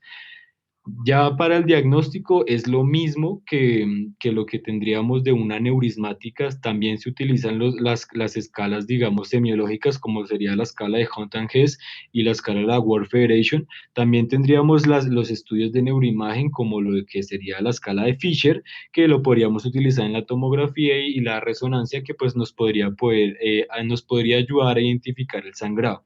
La punción lumbar también en dado caso se tiene que realizar en estos pacientes con las mismas características, que se haga a las 6 horas, esperando a que se tiña el líquido cefalorraquídeo con la santocromía. Bueno, ahora tendríamos que la subaracnoidea perimesencefálica, esta hemorragia, es un cuadro que se caracteriza por ser este tipo de acúmulo de sangre en las cisternas perimesencefálicas que ya anteriormente se las había comentado. La característica de esta presentación es que puede ser por diversas causas, tanto un aneurisma, pero de características fusiformes, como de afectaciones en toda la vasculatura que se encuentra a nivel rodeando el mesencéfalo. Bueno, para poder hablarles de esto, pues traje aquí este caso clínico está en internet, que básicamente es una señora de 54 años que acude por toda la clínica característica de la hemorragia subaracnoidea y que encontramos solamente este patrón en las cisternas perimesencefálicas. Para poder diagnosticar adecuadamente la hemorragia subaracnoidea no aneurismática de tipo perimesencefálica, es un acúmulo de sangre en todo este tipo de cisternas perimesencefálicas sin la extensión a lo que sería el valle silviano. Si se dan cuenta, aquí los valles están supremamente libres, se podría decir, y esa es una característica porque aquí el sangrado es relativamente acentuado solamente en esta región. La angiografía, pues en esta paciente fue negativa, no mostró algún tipo de afectación o dilatación o algo por el estilo, y por lo cual se determinó que era este tipo de cuadro. Bueno, para poderla diagnosticar, pues están estos criterios que son básicamente los criterios para poder decir que es una hemorragia perimesencefálica. Entonces, no hay sangre intraparenquimatosa, la sangre no está, digamos, o no está, digamos, afectando mucho lo que sería la parte de los ventrículos. Uno de los criterios que les comentaba era que no hay una sangre en la fisura silviana ni interhemisférica, y pues que obviamente va a estar relacionada con los diferentes tipos, la prepontina, la crural, la ambiens y la cuadrigeminal. ¿Listo? Y que pues la característica fuese que la tomografía se tome dentro de las 72 horas, porque después de este periodo la sensibilidad de la tomografía cambia, entonces tendríamos que utilizar otras técnicas como sería la resonancia. Entonces, las etiologías de esta causa sería básicamente de origen vascular. Tenemos el origen aneurismático, que podrían ser malformaciones, tipo aneurismas fusiformes de la punta de la arteria basilar, de la unión vertebrovasilar, de lo que sería la pica, la suca y la arteria cerebral posterior. Tendríamos también ruptura de las arterias perforantes, que como les decía, son arterias que están en la sustancia perforada posterior, y los orígenes venosos va a estar más asociados con la vena basal de Rosenthal, que ya se las había mostrado en esa imagen, y que por ende pues tendríamos, digamos, esta otra característica, digamos, de origen venoso, ¿sí?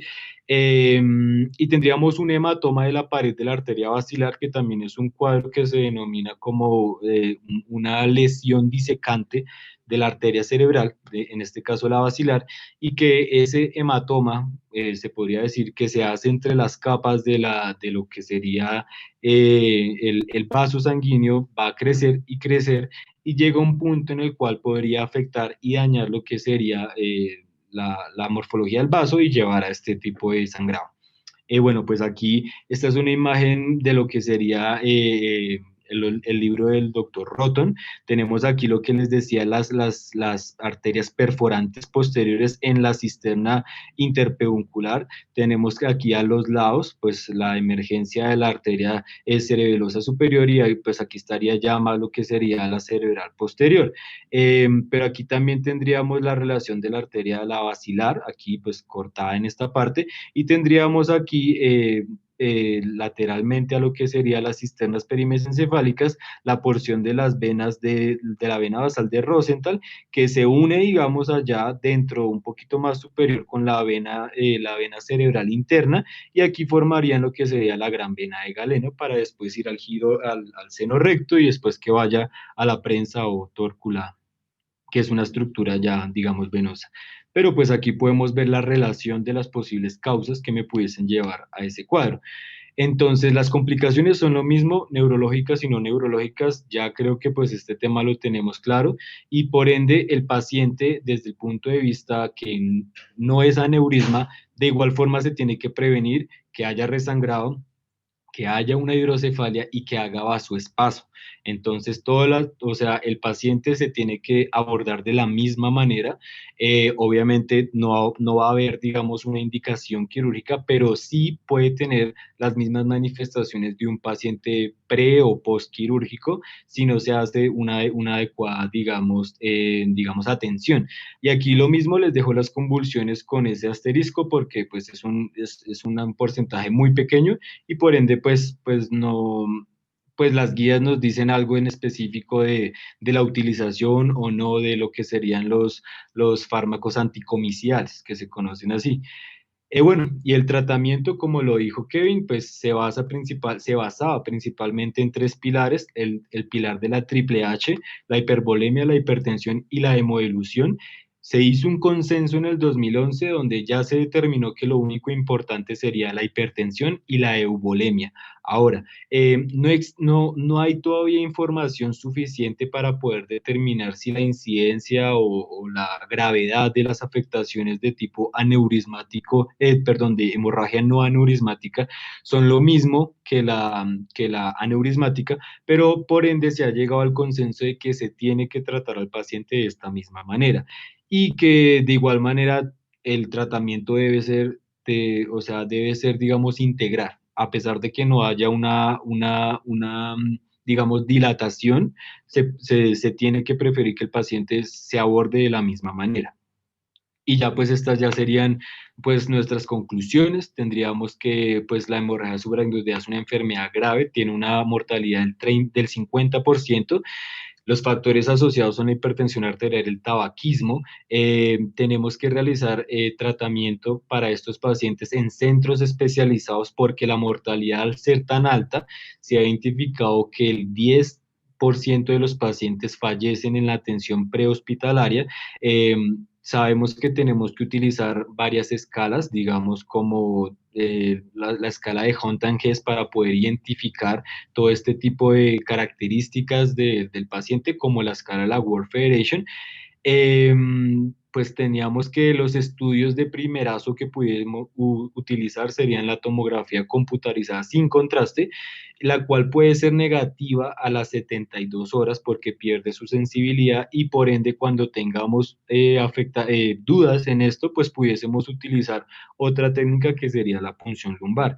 Los estudios de elección para identificar el sangrado son la resonancia magnética y la angioresonancia, pero la resonancia después de las 72 horas y la angiografía, pues, por sustracción 3D, pues, nos diría más que todo, pues, mucha más información, ¿sí? Por ende es el gol estándar.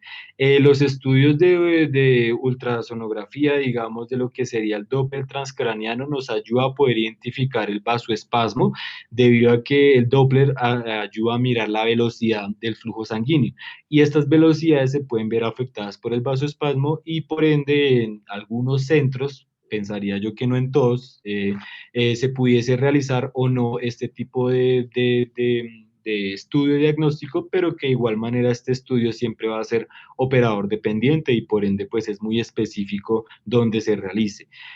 Pues el nimodipino es el fármaco de elección que se ha visto para la utilización bueno, la prevención del vasoespasmo, los 60 miligramos cada 4 horas durante 21 días, y la terapia hipertensiva y es curioso que uno piense que la hipertensión ayuda, pero se prefiere, digamos, dejar que el paciente se ponga hipertenso después de la terapia, tanto del clipaje como de la embolización. Y pues la parte hipertensiva, en ocasiones se ha visto que hay pacientes ya en la unidad de cuidado intensivo donde se les puede aplicar noradrenalina o algún otro tipo de vasopresor, pero eso sí ya es algo muy específico y pues no es para todos, por así decirlo.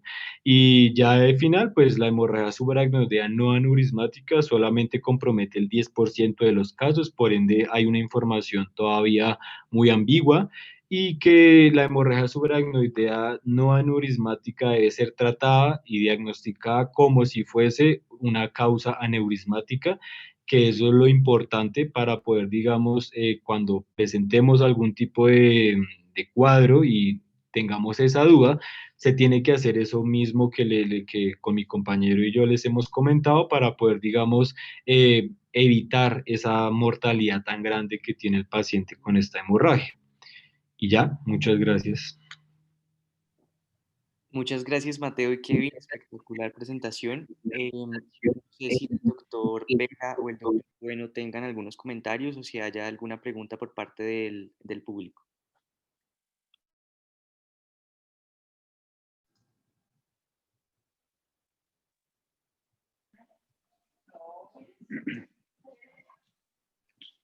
Buenas noches. Buenas noches. Buenas noches, doctor. Tengamos importante para llevar a casa, pues lo primero que todo, que de pronto es la urgencia neuroquirúrgica más importante. En el ámbito de la neurocirugía, probablemente esta y la hipertrofia craniana sean las urgencias más grandes que se tienen en un servicio de urgencias o un servicio neuroquirúrgico. La segunda cuestión, la alta morbilidad que tiene y la mortalidad. Fíjense, entre el 30 y 40% de mortalidad se puede hablar de una hemorragia. Dice que de 2 sobrevive 1, más o menos. Que más o menos de los que sobreviven, solamente el 25% recuperan a un estado funcional y laboral normal. Lo otro queda como secuela. Es importante saber la morbilidad y la mortalidad que tiene la hemorragia cerebral. Importante también es el diagnóstico. Con mucha frecuencia, el diagnóstico en los servicios de urgencias no se hace en la primera visita. Se falla en el diagnóstico y el paciente se va para la casa y con mucha frecuencia no tiene la segunda oportunidad de volver a consultar. Es importante aquí aumentar la sospecha en el dolor de cabeza. El motivo de consulta de esto es el dolor de cabeza. El dolor de cabeza es una causa frecuente de consulta al servicio de urgencias. El 20% de la consulta en un servicio de urgencias es dolor de cabeza. Y el único dolor de cabeza que no se le debe escapar para la casa a uno es la cefalea por una hemorragia cerebral, porque para que tenga la segunda oportunidad de volver a consultar. Es importante introducir muy bien el tipo de dolor de cabeza, las características del dolor de cabeza. la presentación, lo súbito, lo intenso, lo incapacitante, lo limitante y lo postrante de esa enfermedad, que hacen que usted no lo diferencia de una cefalea diferente como las otras tensionales o migrañosas. Y la otra, el signo clásico de una hemorragia nodoidea, que es la rigidez nucal. La rigidez nucal aparece en horas y realmente es el signo cardinal. ¿Listo? Signos cardinales, cefalea y rigidez nucal. No hay que dejarlos pasar porque esto debe hacerse en la primera consulta, porque la atención incompleta se debe hacer justamente en las primeras horas. ¿Listo? Idealmente, dijeron ustedes en las primeras 24 horas, pero la evidencia habla que un tratamiento completo de una hemorragia nodoidea, inclusive en las primeras 72 horas, ha disminuido dramáticamente la morbilidad y la mortalidad de la hemorragia nodoidea. ¿Listo? Entonces, diagnóstico temprano, tratamiento temprano han demostrado mejoría sustancial. Y el diagnóstico se confirma con un TAC simple, totalmente, un TAC simple. El diagnóstico etiológico, el gol estándar es la panangiografía cerebral. Es el listo, a pesar de que haya otras alternativas, sigue siendo la panangiografía, el estudio gol estándar para el diagnóstico etiológico de la hemorragia nodoidea. Es, para mí, lo importante es que nosotros como médicos generales tengamos en la cabeza la posibilidad en todo paciente con dolor de cabeza en servicio de urgencia que no sea una hemorragia y no nos pase por encima. Que se vean muy bien y no dejar de ver, por supuesto, la rigidez nucal y al fondo de ojo. El 20% de los pacientes con hemorragia tienen hemorragia retiniana al fondo de ojo. ¿Alguna pregunta o inquietud que tengan los estudiantes? Muchas gracias, doctor. Bueno, también nos acompaña el doctor Vela. Doctor, mucho gusto y bienvenido. Buenas noches, ¿cómo están? Pues felicitaciones a los dos estudiantes que presentaron. Me pareció que la revisión fue exhaustiva, completa. Realmente no tengo como preocupaciones de corregir pues realmente nada, porque se presentaron las escalas, los manejos, excelente literatura, muy completa.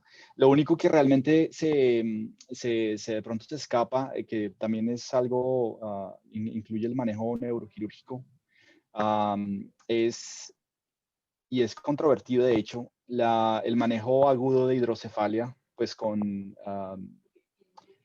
posicionamiento de catéteres extraventriculares precisamente para drenar pues el líquido cefalorraquídeo cuando hay ventrículos dilatados, cuando hay hidrocefalia aguda en las primeras 6, 12 horas. El hecho que se posicione un catéter de drenaje extraventricular, pues complica, por ejemplo, el tratamiento de endovascular en dado momento porque uno no puede administrar medicamentos antiplaquetarios, precisamente por el riesgo de que haya una hemorragia en el tracto o en el curso pues, de la inserción del catéter extraventricular. Entonces, tiende uno a no usar heparina durante los procedimientos. Rara vez puede usar antiplaquetarios como aspirina o clopidogrel, aunque hay ejemplo, otros antiplaquetarios de vida muy corta, de vida media muy corta, como el Cangrelor, o incluso tirofiban también. Entonces, obviamente esto ya son cosas un poquito más avanzadas, pero pues es importante que ustedes tengan conocimiento de esto, entre más conocimiento general pues de la situación, muchísimo mejor. Y bueno, pues yo vi toda la charla, entonces pues las preguntas que tengan, pues bienvenidas. Yo estoy finalizando mi subespecialidad de cirugía endovascular, intervencionismo neuroradiológico, entonces tengo como ese sesgo hacia el tratamiento endovascular, así que pues no favorezco mucho el tipaje neuroquirúrgico. Juan Pablo Ávila tiene una pregunta. Sí, Mateo, muchas gracias. En primera instancia, buenas noches a todos los compañeros que se quedaron hasta el final de la charla. buenas noches a los expositores y buenas noches a los doctores que nos acompañan esta noche como profesores expertos para asesorarnos con las preguntas. Muchas gracias por la charla, de verdad. Creo que hablo en nombre de todos cuando digo que fue una charla muy buena, muy completa, aprendimos mucho y pues esa es precisamente la idea de este grupo y es poder aprender entre pares interesados en todo este ámbito de neurocirugía. Tengo 3 preguntas, entiendo que tal vez por el tiempo no se puedan contestar todas, pero las voy a hacer para nuestros 2 profesores invitados. La primera pregunta es, ¿cuál es el límite inferior de presión arterial media que deberíamos manejar para evitar que se nos caiga nuestro flujo sanguíneo cerebral y pues evitar eventualmente un infarto en nuestro encéfalo? La segunda pregunta, y entiendo el sesgo del doctor Vela, pero es realmente cómo se traducen los resultados de estudios como el BRAD o como el ISAT en la práctica diaria, porque siento que muchas veces si se clipa o se hace manejo endovascular depende mucho del grupo que reciba el paciente y la experiencia que tenga este grupo con ambas técnicas. Finalmente, la última pregunta es ¿qué hacemos con aneurismas que no se han roto y que encontramos de forma incidental? Bueno, las tres preguntas son de gran importancia. Pues por el límite de tiempo vamos a responderlas de manera breve. La primera pregunta, límite inferior de presión arterial media. Idealmente sobre 70 milímetros de mercurio para presión arterial media. Porque si aplicamos la fórmula de presión cerebral o presión de perfusión cerebral, el 70 es el ideal para contrarrestar la presión intracraneal y la presión de perfusión cerebral.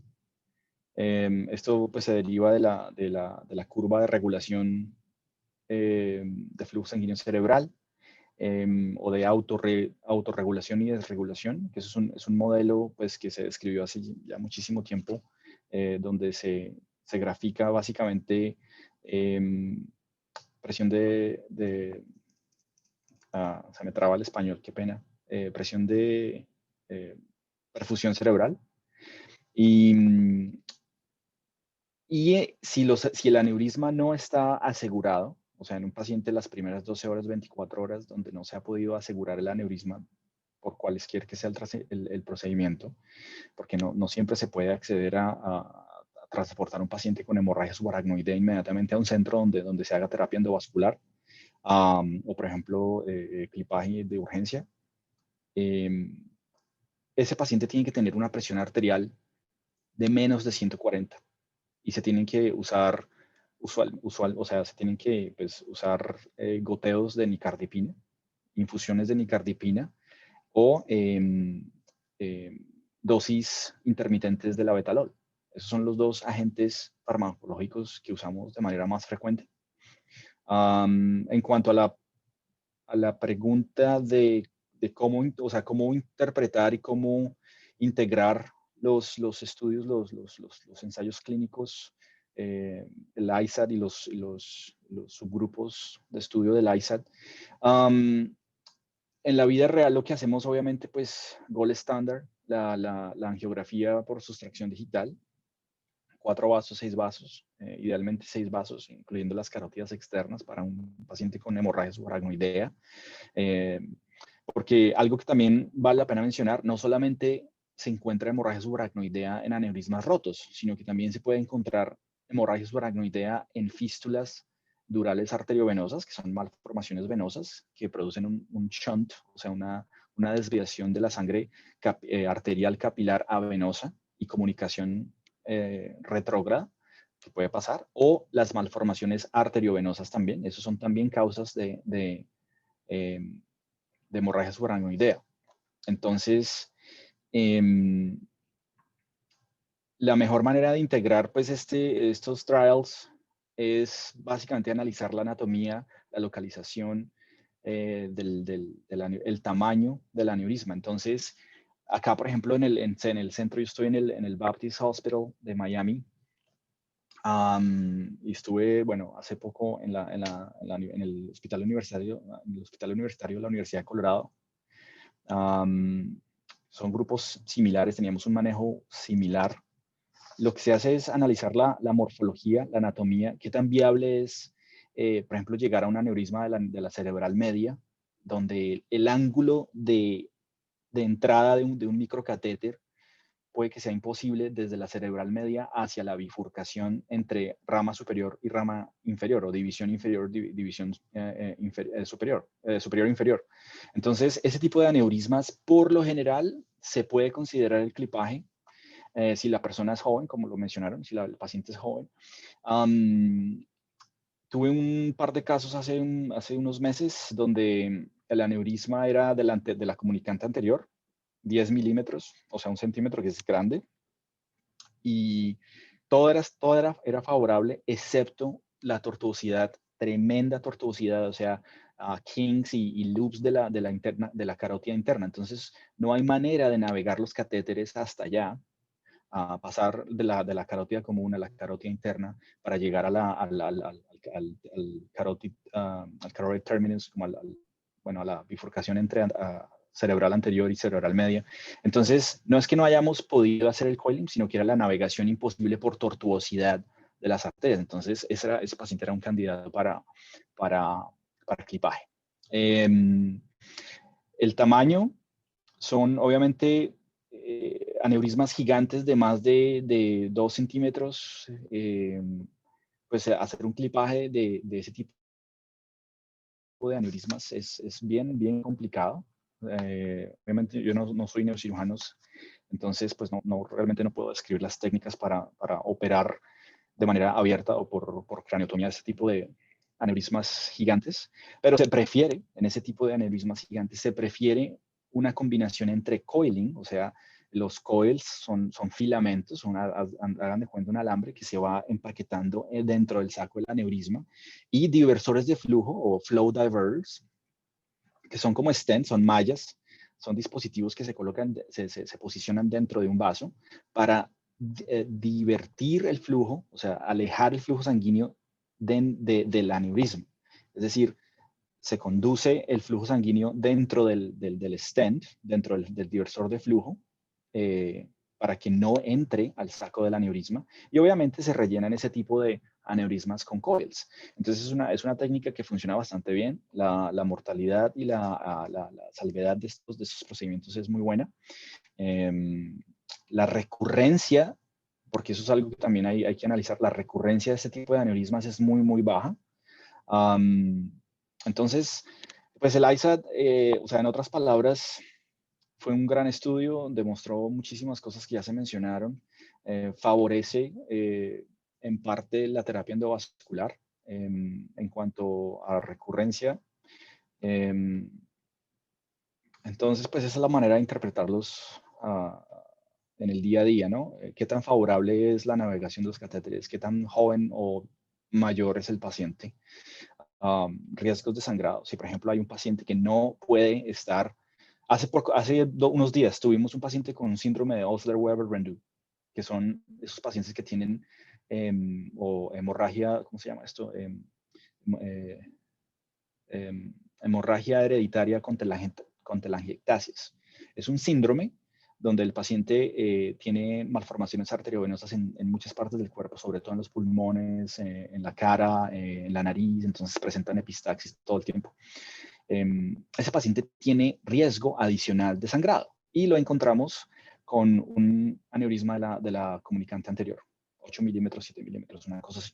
Entonces decidimos pues que necesitábamos para asegurar los coils, necesitábamos un stent o stent assisted coil embolization. Embolización con stent, con coils y asistida por stenting.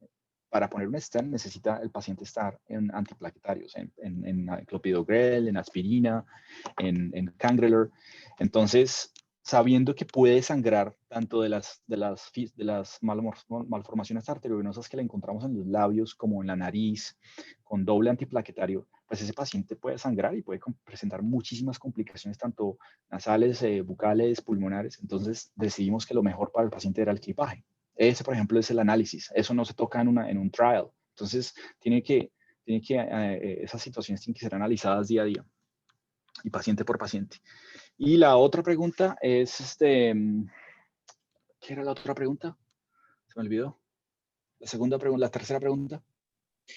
Juan Pablo. Doctor, ¿qué hacemos con pacientes que tienen aneurismas no rotos y que encontramos de Ok. forma incidental? Claro, esos son los procedimientos selectivos. Entonces, hoy día que se hacen muchísimos angiograma o angiotac en los grandes centros, en los centros comprensivos de ACV.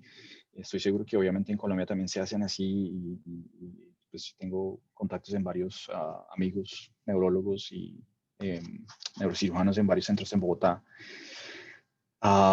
Paciente que llega con síndrome de arteria cerebral media o cualquier cuadro de ACV, pues tiene que tener un angiotac. Así es más de las 6 horas, una cosa así. Dependiendo del protocolo de cada institución, etcétera. Entonces, hay mucha gente, muchos pacientes que están teniendo neuroimágenes hoy día, muchísimo más que hace 2, 3 años, gracias a los protocolos. Entonces, se les encuentra aneurismas incidentales, o sea, de manera no relacionada. Entonces, un caso, por ejemplo, hoy hicimos una angiografía de un paciente que tuvo una ACV lacunar pequeño y tuvo un infarto cerebral, un infarto cerebelar muy pequeño del territorio de la Paica, y nos pidieron que hiciéramos un angiograma cerebral para analizar muchísimo mejor una estenosis severa de la arteria vertebral. Entonces, ese paciente, pues le hicimos la angiografía y en una de las angiografías le encontramos un aneurisma muy pequeño del segmento M1 de la cerebral media. Es un aneurisma de 4 milímetros, relativamente pequeño. Entonces, ¿cómo se toma esa decisión? Ese es un paciente que no nos consultó por eso, que es un aneurisma que está intacto, que no es roto. Dependiendo del tamaño, recuerden, dependiendo del tamaño, dependiendo de la localización, si es un aneurisma de más de 5 a 7 milímetros de la circulación posterior, sobre todo de la arteria basilar, eso es fatal, eso hay que tratarlo, y entre más pronto mejor.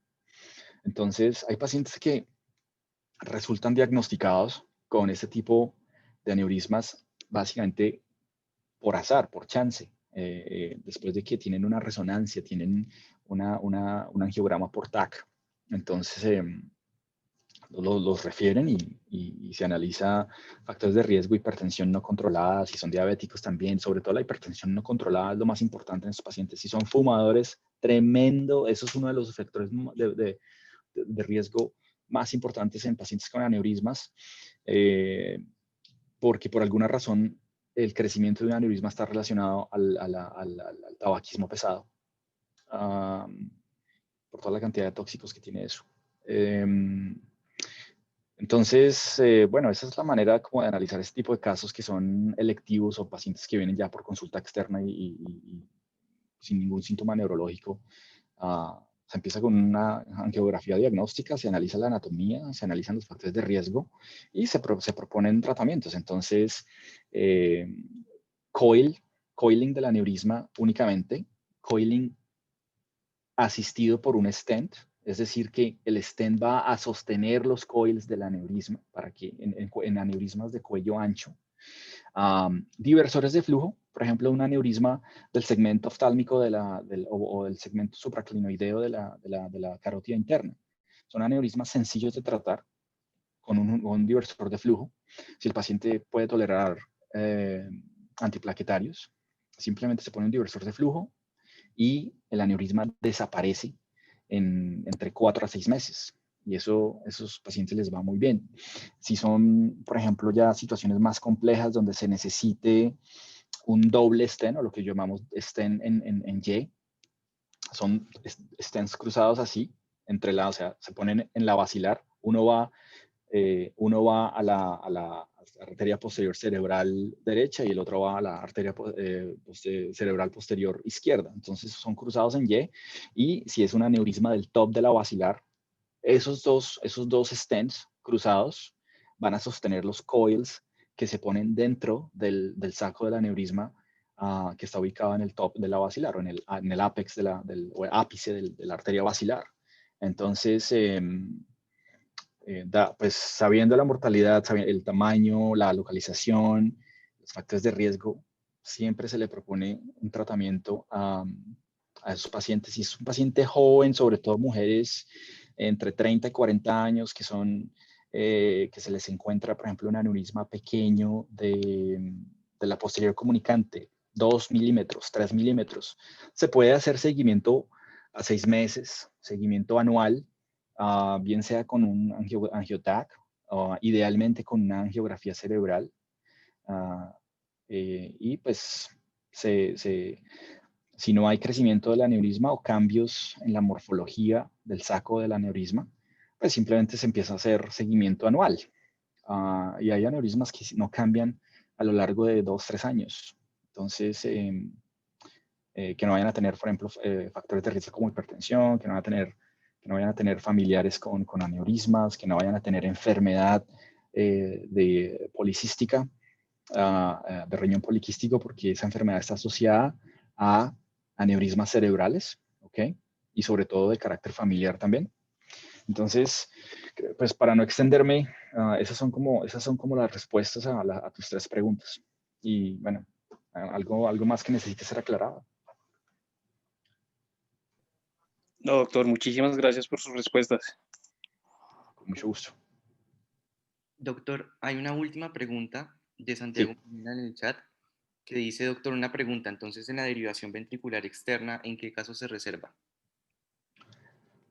Bueno,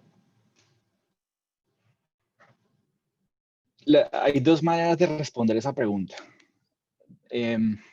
Con criterio académico, con indicación académica y con indicación práctica. Entonces, es decir, siendo puristas, la derivación, los catéteres de derivación extraventricular serían reservados para pacientes que desarrollan hidrocefalia aguda después de una ruptura de un aneurisma. Entonces se rompe un aneurisma de la anterior comunicante, de la comunicante anterior, llega el paciente a urgencias con una cefalea severa o incluso comatoso, le hacen un CT, un TAC, y se ven los ventrículos laterales dilatados, obviamente porque la sangre se ha muy probablemente coagulado en los forámenes de Monroe, o en el tercer ventrículo, entonces se empieza a acumular. Si hay, muy importante, si hay presencia de hemorragia intraventricular, eso hay que drenarlo porque eso también va a coagular a taponar el tercer ventrículo y cuarto ventrículo. ¿Sí? Y si, por ejemplo, hay dilatación temprana de los cuernos posteriores de los ventrículos laterales, es una indicación temprana de hidrocefalia. Entonces, si un paciente llega, ustedes ven los cuernos laterales, perdón, los cuernos posteriores de los ventrículos laterales dilatados hacia los polos temporales en un TAC. Y hay presencia de hemorragia intraventricular, muy probablemente ese paciente va a tener hidrocefalia en las siguientes 24, 48 horas. Entonces hay algunos neurocirujanos que deciden poner el catéter posicionar el catéter de derivación extraventricular de manera temprana para que los endovasculares hagamos el coiling del aneurisma o el tratamiento que sea, usualmente coiling únicamente, y que no vaya a haber o que el paciente no vaya a presentar hidrocefalia después de un coiling, porque si por ejemplo necesitamos aspirina o cosas de esas, pues es más complicada la situación. Entonces, pues esas son como las indicaciones. Hay neurocirujanos que hay personas ya, o sea, pacientes de cierta edad, entre 60 y 80 años, que tal vez saben que no van a tener o sea, que predicen que va a haber un deterioro mental rápido, por ejemplo, un Hanan-Hess 3, un Hanan-Hess más severo, donde esos pacientes no van a tolerar una intubación, una anestesia general, entonces es mejor ponerlo de manera temprana. Pero pues eso ya es preferencia personal, un poquito más como de preferencia del grupo, de la práctica. Entonces, esas son como las 2 respuestas. Listo, doctor, muchísimas gracias. Y a los expositores también. Fue espectacular la charla y gracias por asistir el día de hoy, doctor. Igualmente, Mucho gusto. aprovecho un momento para hacer la cuña de que próximamente tendremos el segundo simposio rosarista de actualización en ACV para el médico general, del cual el doctor Daniel Vela también nos va a acompañar con una charla de manejo endovascular. Entonces aquí les mando por el chat el link de inscripción para que se inscriban y puedan asistir de este muy lindo espacio que estamos organizando como grupo de interés en neurocirugía de la Universidad del Rosario y en conjunto con otros grupos. Listo, con mucho gusto. Tengan las preguntas preparadas de trombectomía mecánica, imágenes avanzadas de perfusión, no sé, técnicas. Bueno, entonces ahí nos vemos pronto. Y muchas gracias. Cuídense. Chao, doctor. Muchísimas gracias. Gracias a todos. Hasta luego. Hasta luego. Muchas gracias.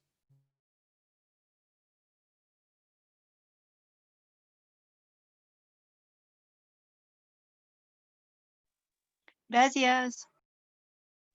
Con mucho gusto.